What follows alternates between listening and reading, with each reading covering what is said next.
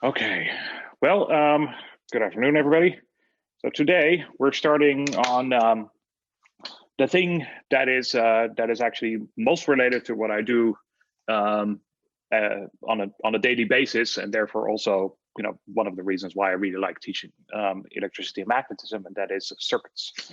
So you have probably already all seen circuit theory. You might have even seen um, some basic descriptions of more advanced circuits, but I want to do a proper job and explain to you how to set up circuit theory properly using actual complex quantities known as phasors. Phasor with an O, not an E. And it's a super handy concept that allows you to describe any kind of signal that's time varying as just some kind of an amplitude with some kind of a phase, and that's then a complex quantity. And then we will assume that it has some kind of a fixed frequency, and then afterwards we throw the frequency, we throw the time dependence out, and it makes life a lot easier.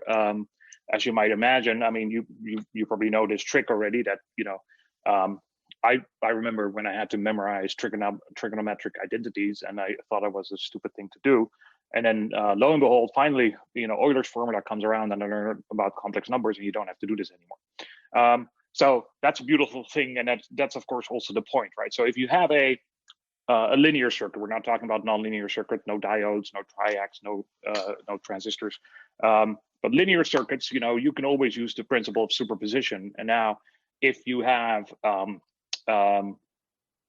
impedances instead of resistances, that means that there could be phase differences that develop between the current and the voltage, depending on what kind of component you have and what its impedance is. And that means that you need to add all these things, and then you're going to add arbitrary sine waves with arbitrary phase delays on top of one another. They're probably not even good trig identities for when you have arbitrary phases. So why not use complex numbers? So we'll do. I'll try to gently guide you into it, because it's just something that you might have never seen before. It's not complicated, but you just have to kind of get used to seeing circuits represented in that way. And then I also want to show you this really cool thing that I found a little while ago. That there's a way to show you what the electric field is outside of a current carrying conductor. And it's a thing that's oftentimes ignored.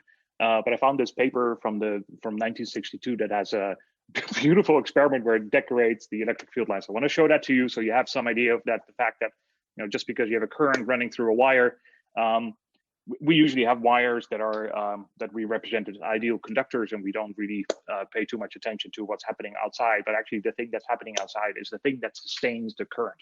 So it's important to talk about what that thing looks like.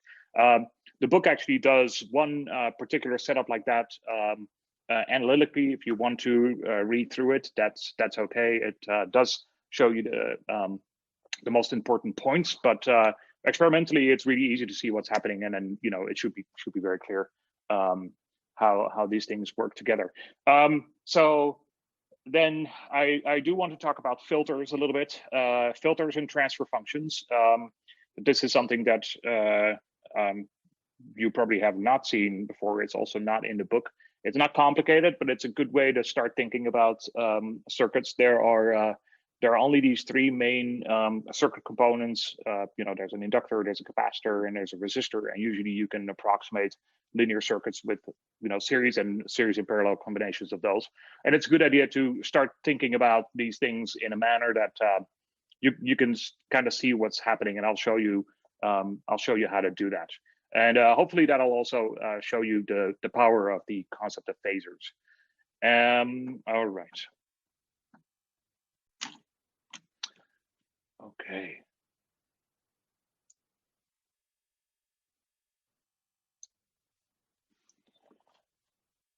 So, electric circuits. So we will today talk about the following basic circuit components. We'll have some kind of a wire, And we'll talk about resistors.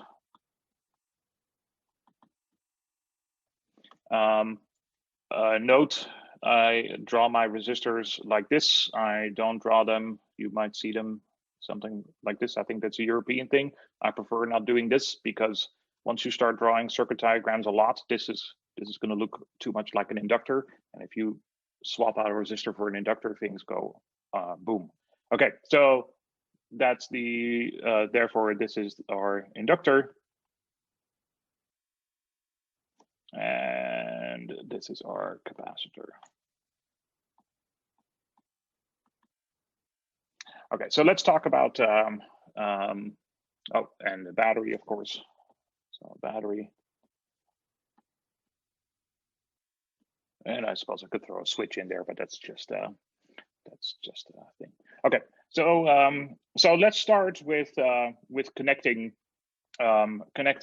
this thing to electrostatics. So if we have a battery, so we have some battery, and then we've got we have this wire. You should know that there are these Kirchhoff loop rules, and I'll put this on. So there's the Kirchhoff loop and junction rules. Now, I first want to talk you through the naive way of looking at this picture. So you could say that Maxwell 2, in my way of numbering things, aka Faraday's law,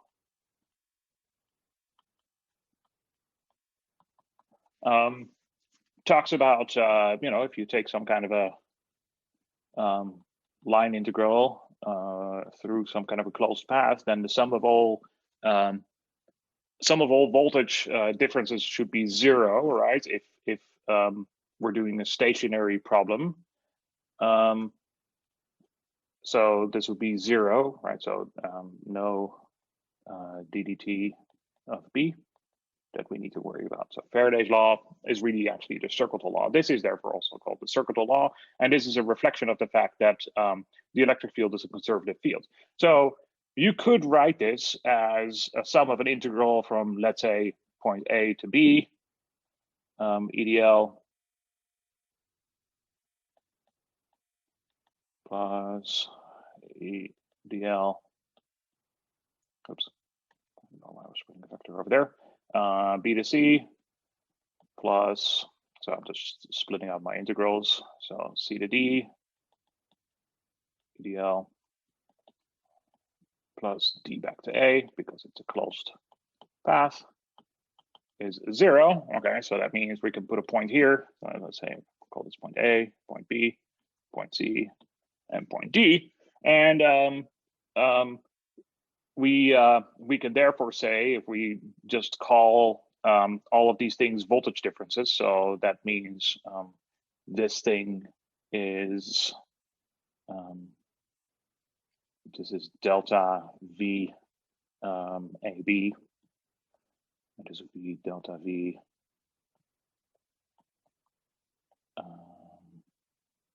BC, et cetera, et cetera, et cetera. So we can call this delta V AB plus delta V BC plus et cetera, et cetera. And then of course, in the end, this is 0. And of course, delta VAB is, so it's VB minus VA, right? Plus, and then this is going to be VC minus VB, right? Now you'll see that this VB is going to cancel with this one, and this C is going to cancel with the C that shows up here, and then this A is going to cancel with whatever A we're going to end up in the last part. So of course, this thing adds up to 0. Okay, now that's perfectly fine. It does really help you analyze circuits really well, but fundamentally, this is not correct, because we're not capturing something. So what we are not capturing is the fact that this thing is supplying energy. So the battery is supplying, or battery. and this thing gets hot, or dissipates due to Ohm's law. And then in addition, there's an E field, everywhere.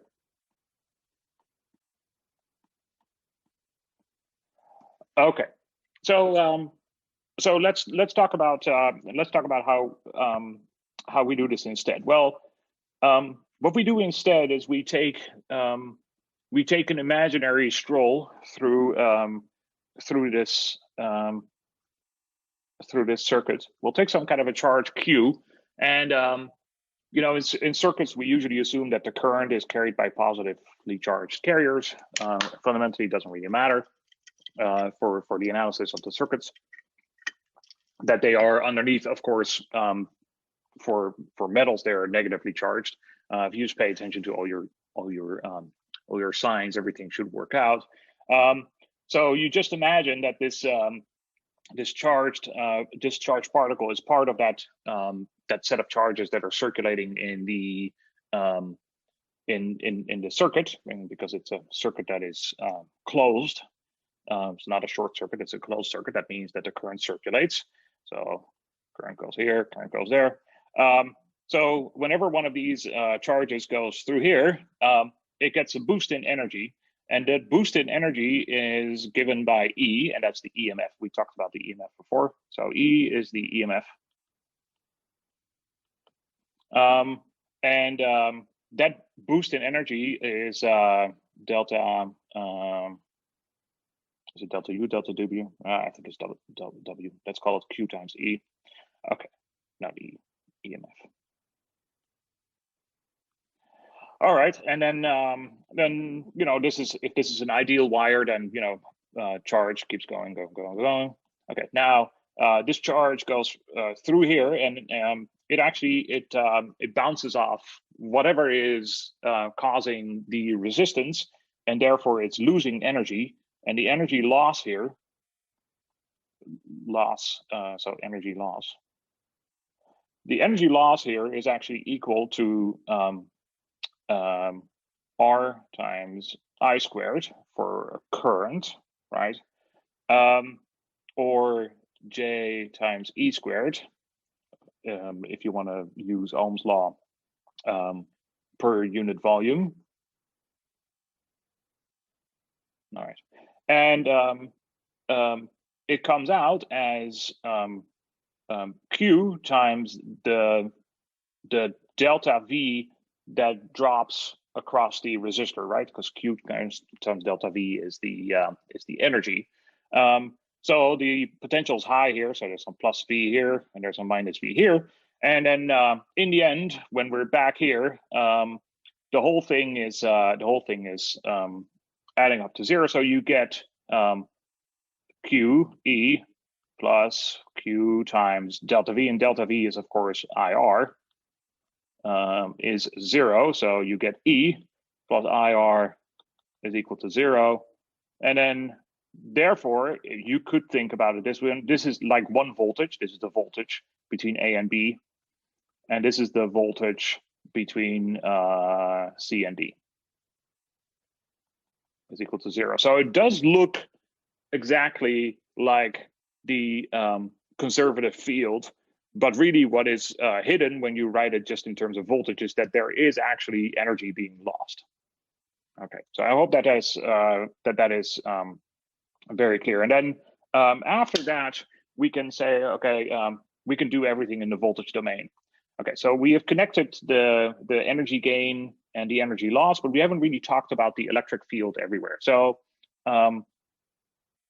so how do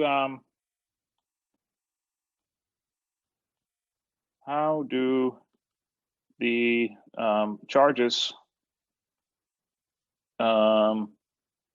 know which way to go? So the phrase a little bit weird, or another way, what keeps the current going?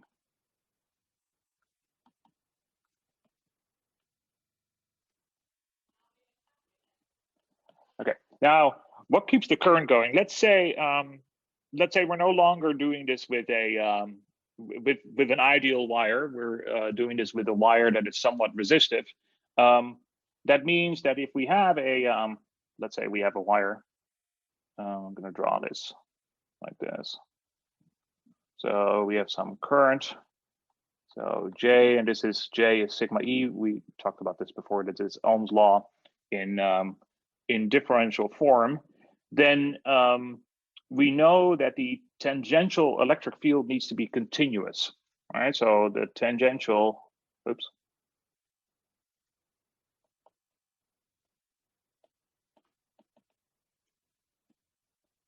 Electric field needs to be continuous.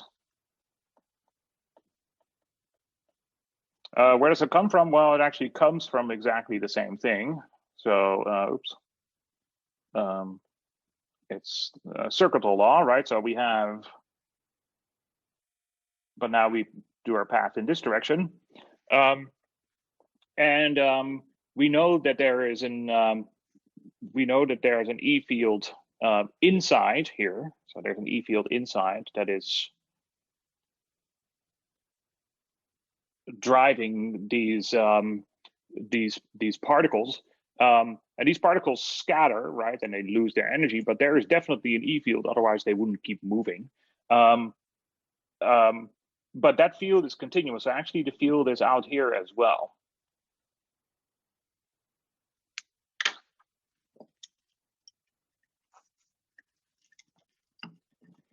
And even more so, because there's an E field here, you actually get charges here.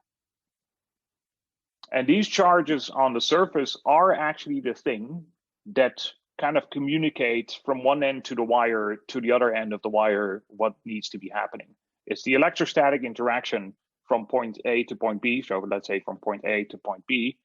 It's that electrostatic interaction by these charges distributed on the surface that keep this thing going. This is where I go to the go to the picture. Pause it for a second. All right, this is the paper I was telling you about before. I can post this on campus. See, it's 1961. So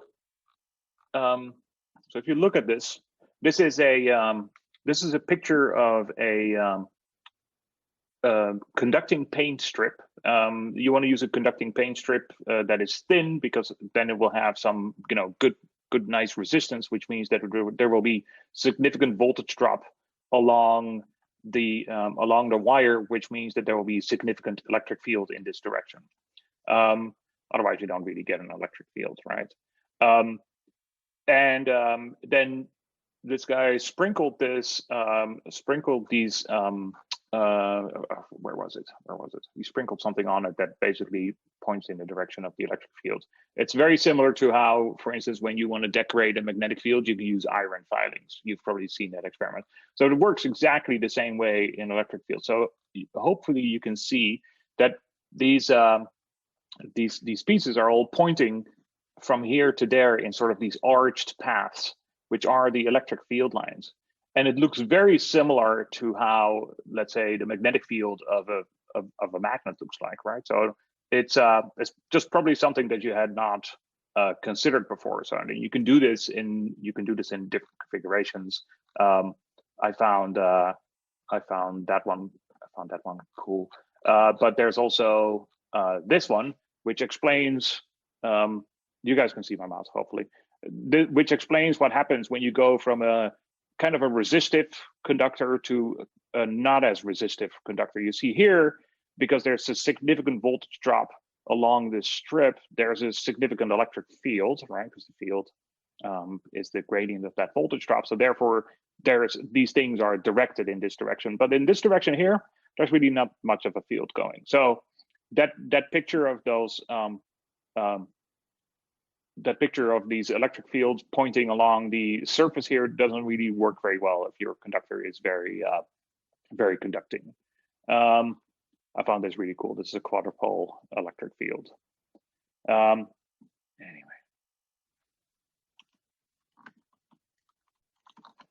So we've connected the concept of circuit theory to electrostatics and energy consumption.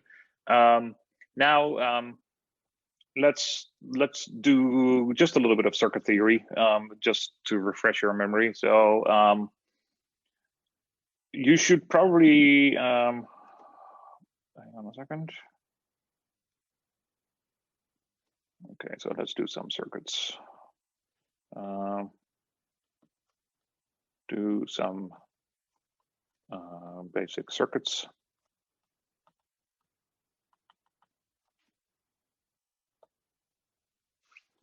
That looks cool. Okay, so let's take one like these. All right, so let's make this 1 volt, 1 kilo ohm, 1 kilo ohm. All right. So what's the current here? And then we have the next one.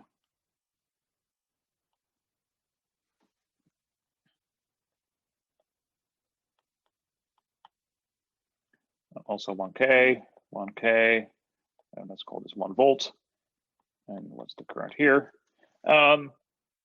So the you probably remember series and parallel configurations. So in this case, these are in parallel. And of course, they're in parallel. That means that delta V is the same. And current is split.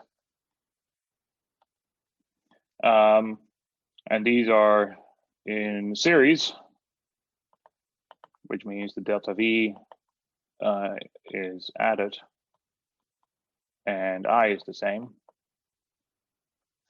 All right. So in this case, the equivalent resistance is 2K.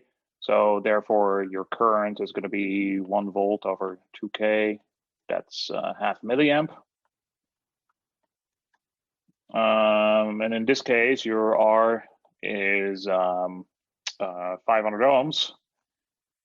So your current is going to be 2 milliamps, because we go from 0.5 to 1 over 0.5.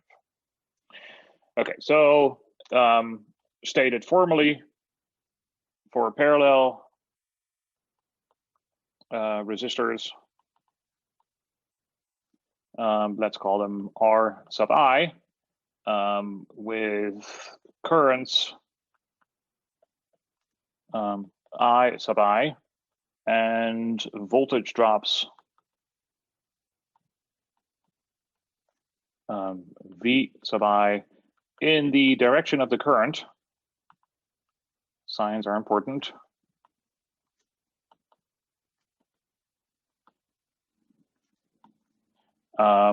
We have our R, the equivalent resistance of this, is going to be the sum over I of R sub I to the power minus 1. And the current through that equivalent resistor, for if they're parallel, hang on a second,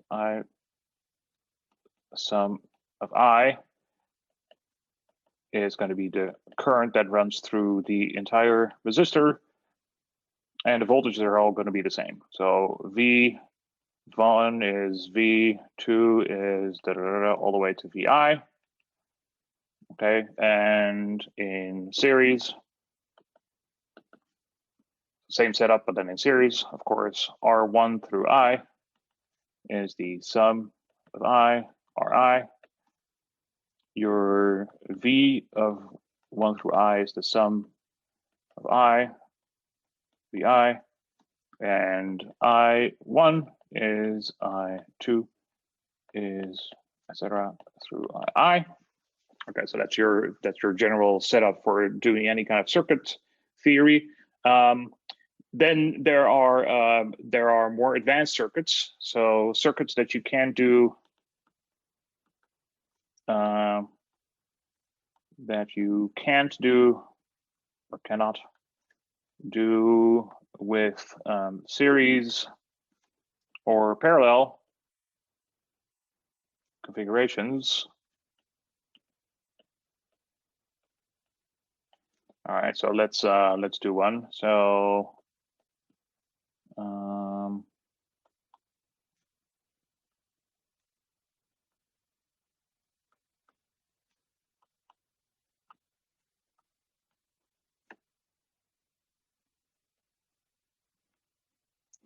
all right, so let's see. I'm gonna let you work on this a little bit. What's this current? So let's call this 1 volt. 1 volt. Call this 1K. I like 1K. Actually, let's just do it 1. Let's keep it easy. All right, I'm gonna let you work on that. So calculate. Oops.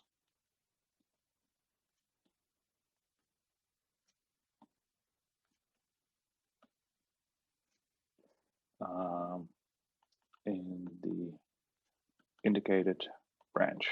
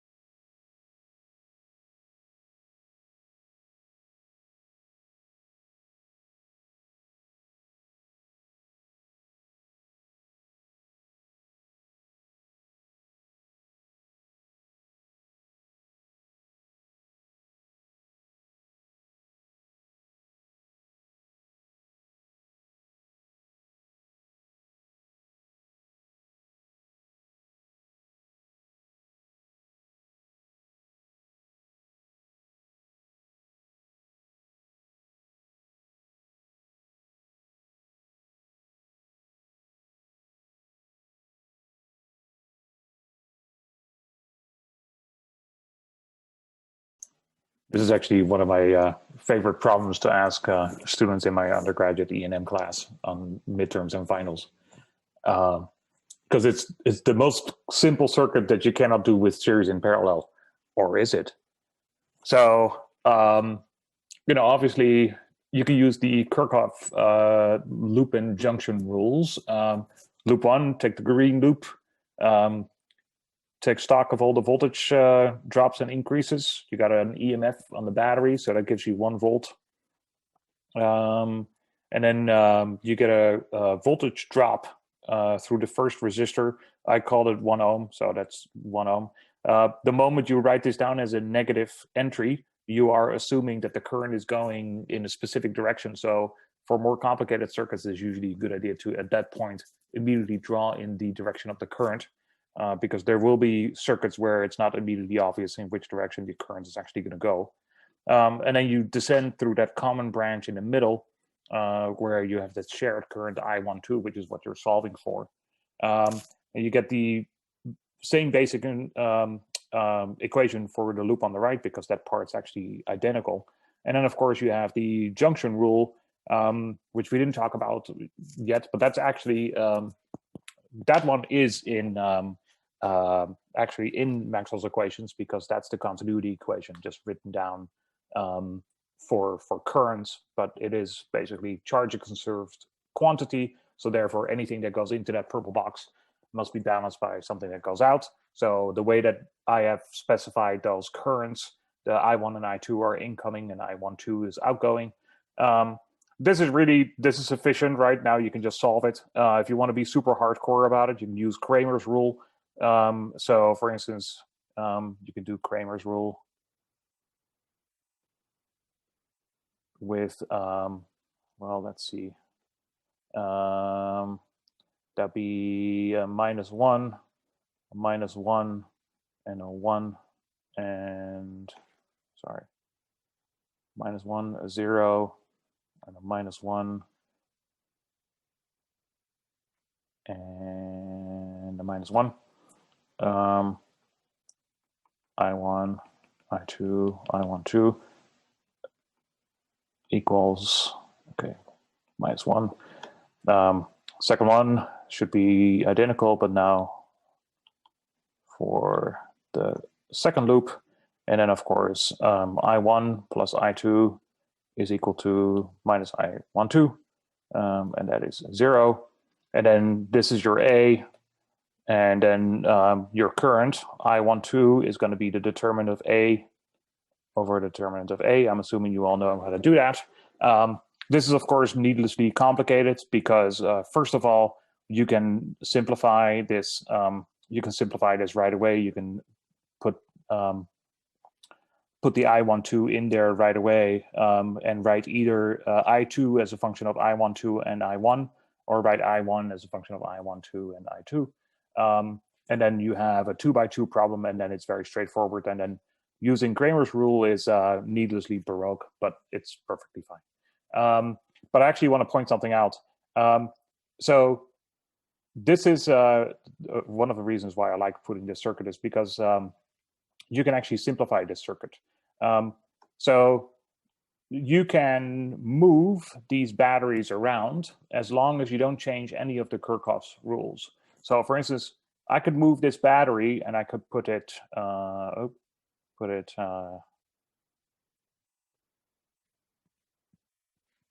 here. Nope. Where's my color? Yes. So for instance, I could put it here. I just move it over here. That's not going to change the Kirchhoff's loop rules, right? And I could do the same thing with the other battery. I can move it here. Now I can even move it here, because these batteries are the same, except I need to make sure that I invert the polarity. All right, so then I can replace my 2 batteries with 1 battery in the central branch. Just make sure that that is correct. And now you actually have replaced it.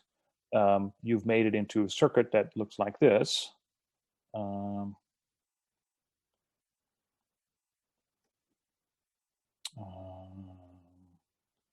This doesn't always work, but it works in this case, which is just a series and parallel circuit, right? So this one is in parallel with this one, and those 2 are in series with this one. I know, that's a happy face. All right. Doesn't always work, but it's nice when it does. Now, there's also, in addition to that, there's, of course, the Thevenin analysis. And there's all sorts of fancy transforms. There's, for instance, the delta epsilon transform, where you can take networks like this and then replace that with a network that is, like this. And you can go hot wild with these kind of things. I don't want to necessarily get into this. It becomes an EE course, but it's okay. It's okay to see where the see that it keeps going. All right. Let's talk about AC circuits.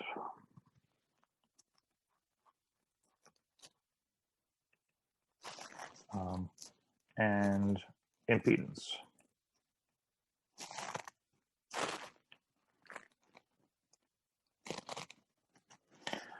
Okay, so I want to start this this discussion with, first of all, what's the point of using impedance and phasors? And let me use the following example as a simple point. Okay, so we have our resistor or capacitor, And now let's say that this is a I'm drawing really sloppy. I do apologize. Okay, let's say that this is a oops, pixel eraser. That's better. Let's say that this is an AC circuit, right? So that means that the source here, come on, this source here, this is an AC source, which means that, for instance, it puts out some kind of a V of t. Let's call it some V naught cosine omega t. We did decide when to call it t is equal to 0, so we don't have to worry about phase differences just yet, but they will become important pretty soon. And we can do the same thing. We can call Sir Kirchhoff, and we can just say, oh, well, tell me what the sum of all these voltages are. Well, I first get a voltage increase, so Kirchhoff's loop rule. So first I get a voltage increase, so that's our V naught cosine omega t. And now, now I'm getting a voltage something across the resistor. It becomes ambiguous, right? Because it's an AC circuit. Current sometimes goes to the right and sometimes goes to the left. But let's call this to the right, and now we've defined what the first half of the cycle is doing. So we have a consistent labeling. So this is R times I, and I is unknown at this point, but it is definitely going to be a function of T. And now we need to look at the capacitor. Now, we don't know exactly what the current voltage relation for a capacitor is, but we do know what the voltage charge relation is for a capacitor, right? So remember,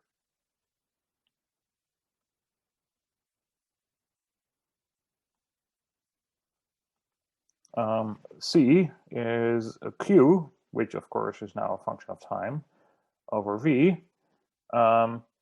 So Q being the integral of I, or I being the, sorry, Q being the integral of I, or I being the derivative of Q, we could put that in there.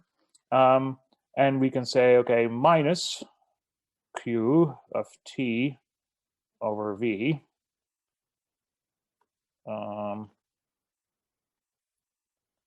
equals 0, because then we're back. Now, we have to be a little careful with the signs here. So first of all, does it really go down?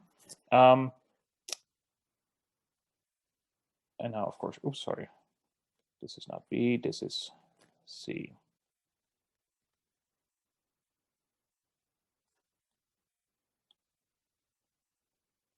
Does this voltage really go down through this capacitor? Well, it depends a little bit on how you look at it. So, so if we say the voltage drops from the top to the bottom, that means that our that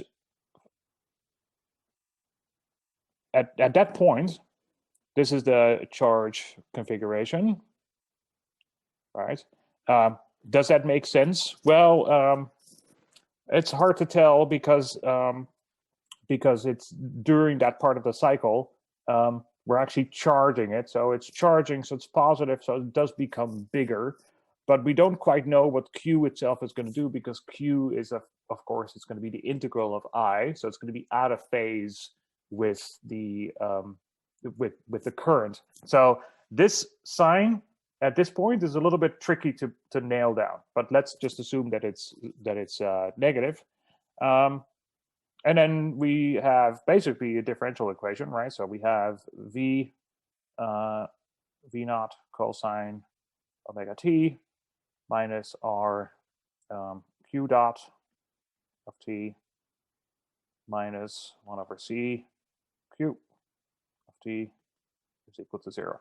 It's not a complicated differential equation, but it is a differential equation nonetheless. Okay, now we could do Fourier transforms and everything, but there's a better way. So let's use phasors instead.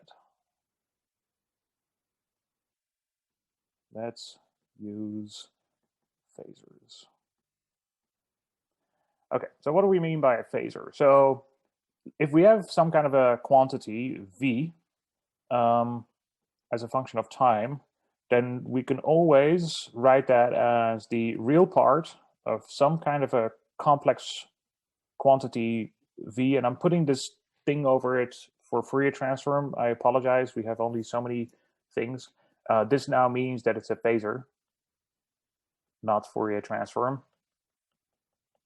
Times e to the power I omega t. All right. So what does that mean? Well, for instance, if V in phasor form is just V naught, then that means V of t is the real part of V naught times the cosine plus V naught times the sine times I. Oops. That's important. And of course, that means that the real part is V naught times the cosine of omega t. All right, that's cool. So that means that this is the same as saying this, except of course we throw out the time dependence. And we could do that for voltage, we could do that for currents. But we can also use the linear superposition. So for instance, if we have, let's say, two circuit elements,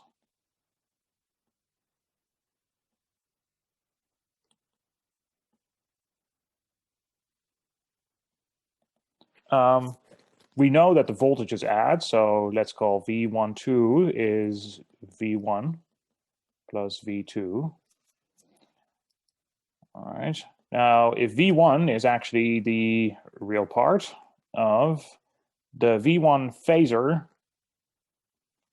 times e to the power I omega t plus the real part of the V2 phasor,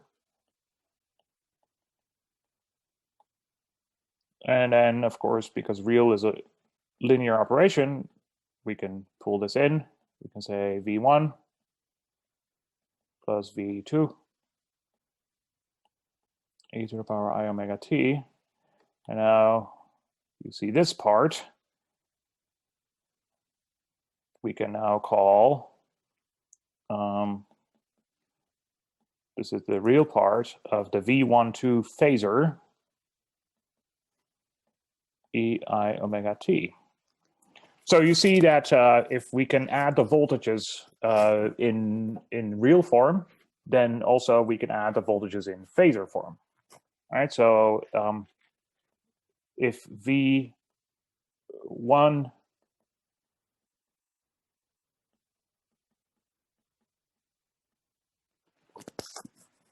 V12 is V1 plus V2, then for the phasors also V12 is V1 plus V2. Okay. So if we use a phasor analysis for this circuit, we do the same loop. So now we get V naught. That's the phasor form of the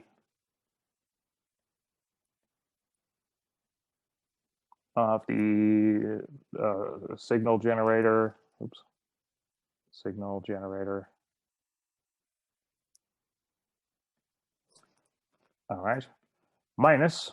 Now this is the current. Oops, sorry. Let me not jump the gun. Minus V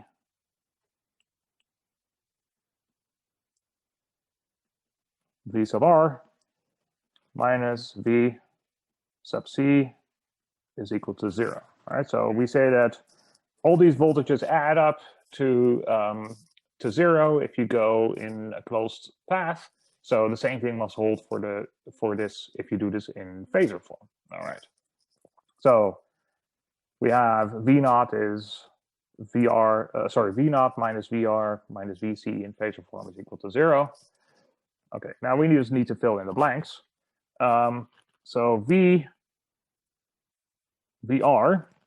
how do we get R? So first, let's do R.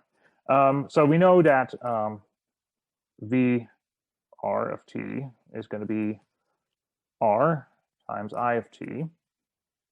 Okay, so that's going to be R times the real part of I, but now in phasor form, e to the power I omega t.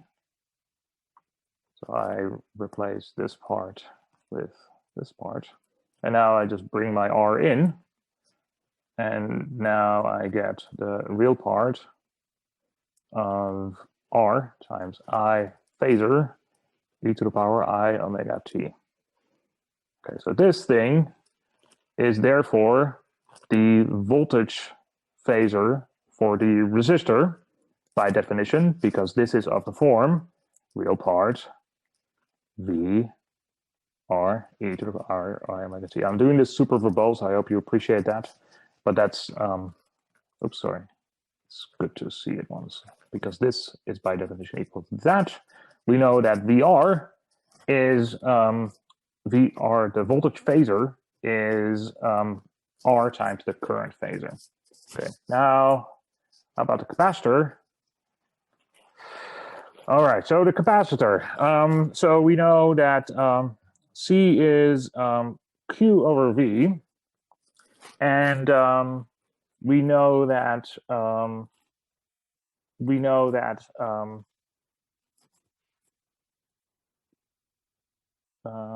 on a second. Yes, I need to write that as actual time dependencies, because otherwise it's going to get a little messy. Okay, so Q over V, right? So that's Q of t over V of t. All right, let's solve for V of t. This is, of course, Vc of t. So we'll say V C t is Q of t over C. Okay, now we know that Q is the integral of I. So, or in other words, we can take a ddt of V. So ddt of V is I of t over C. Okay. Now the right-hand side here is going to be 1 over C times the real part of the current phasor.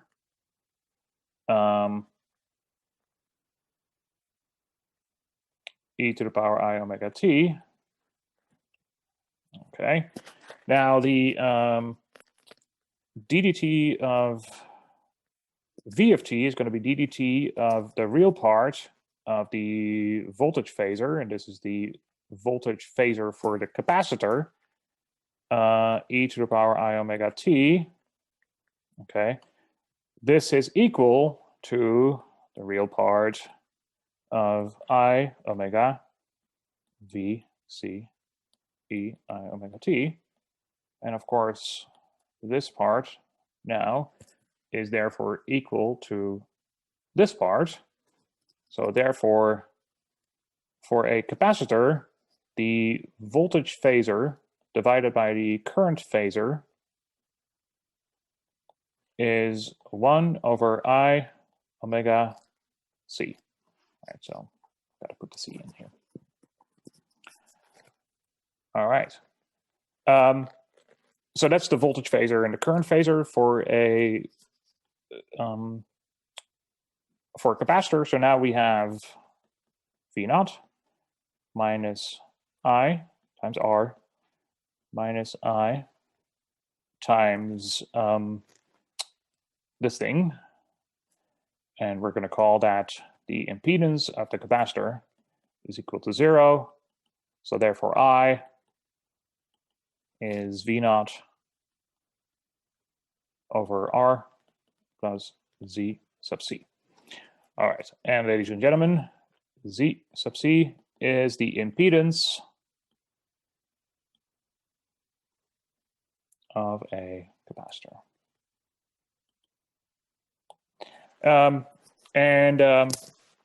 Oops, And I hope you appreciate how nice and short this is. This has the same benefit as using Fourier transforms, except it's even more specialized for circuits. So it's even shorter. So let me show you what that looks like.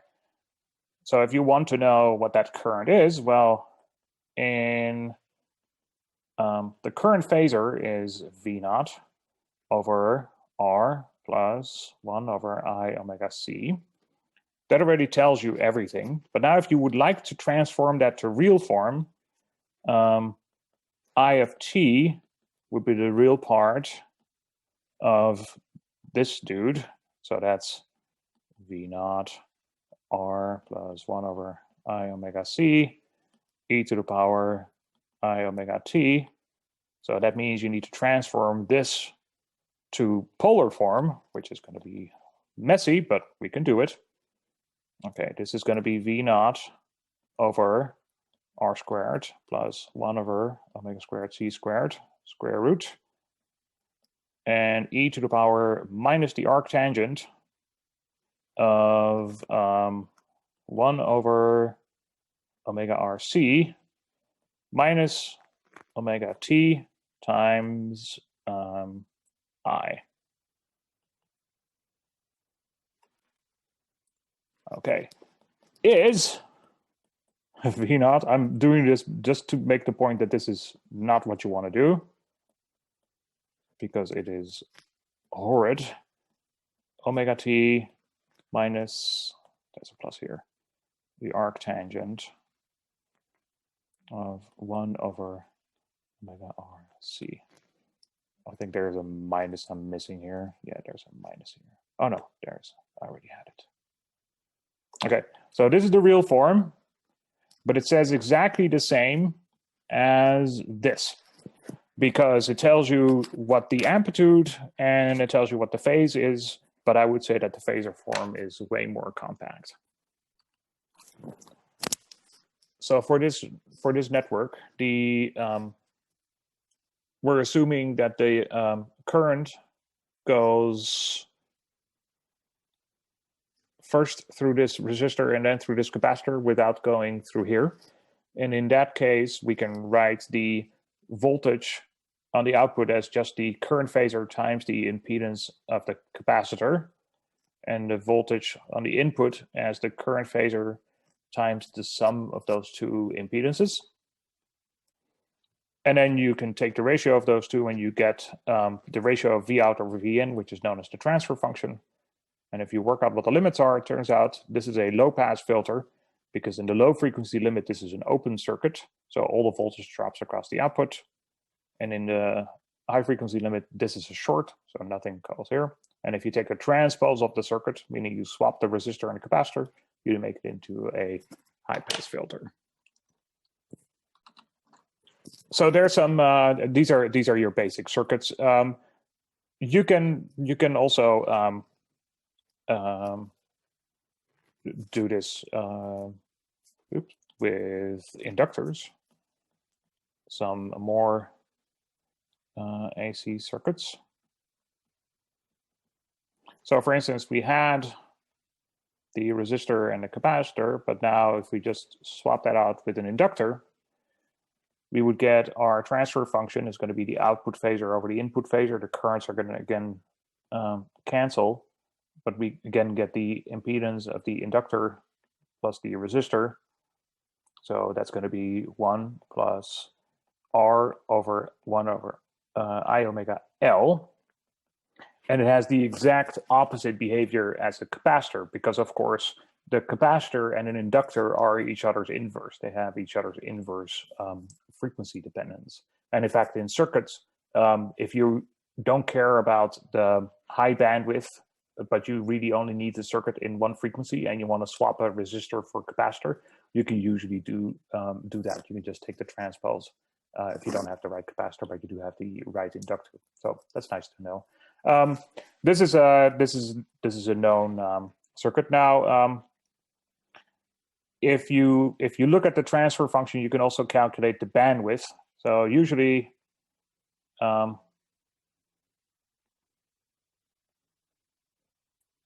what do we mean by bandwidth? Well, it's that frequency at which we say, well, this is where we make a delineation between what we call a low frequency and what we call a high frequency. So for instance, if we have a transfer function like this, and let's say it's a low pass filter, or in this case, let's call it a high pass. Okay, so this is a high pass, so it goes like this. Ooh. So this is our transfer function. And this is versus frequency.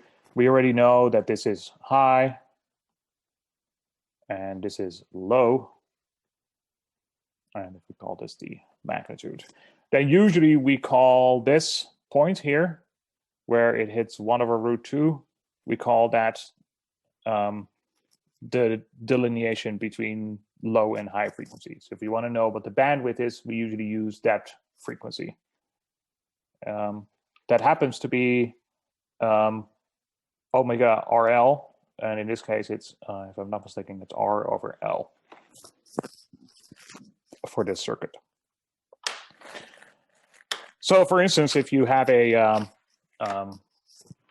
let's say you're doing an experiment, or you have a particularly loud neighbor and you're trying to play your guitar, and you have some pickup of something, you can use these kind of filters to throw away certain frequency components, which is nice to do. And now there's one particular one that I really, really like this setup. So for instance, what you could do is you could put a capacitor and an inductor in parallel. And now the impedance of this is the impedance of the capacitor plus the impedance of an inductor, I omega C, I omega L. Now check this out. You get omega L minus 1/omega C. There is one frequency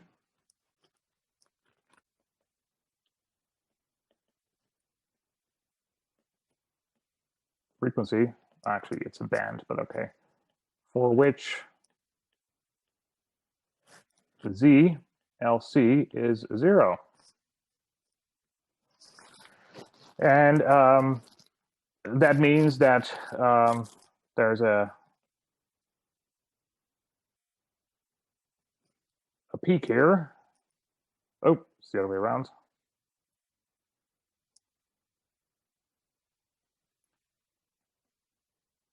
And that frequency is where omega L is equal to 1/omega C, or in other words, omega is 1/√LC.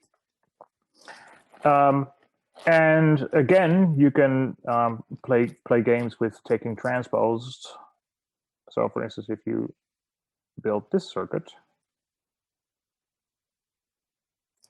now you have the impedance is, because they're inverse, CL inverse plus ZC inverse. And of course, you get the exact opposite behavior because now you're having the inverses. So what used to be an omega L now becomes an omega C. So you still get the same frequency where they are matched, but now the impedance is 1/0. So it's actually has a peak at omega is 1/LC. So that's ZLC. And this is actually how old radio receivers used to work. So for instance, if you wanted to tune out a particular radio station, you wanted to throw away all the frequencies that you didn't want to listen to, because otherwise you'd go nuts. What you had is a variable capacitor. So that capacitor was, for instance, could be made out of, let's say, so blades like this, and then another one that was kind of turned into it. And then by moving the overlap, you can change the capacitor. So changing the capacitor, you can change the resonant frequency of your circuit. And then that means that you can tune in to certain radio stations. I use these circuits in my lab a lot for making tank circuits because you can transform impedances this way. It's really, really cool. Anyway, so that's all I had about AC circuits. Any questions?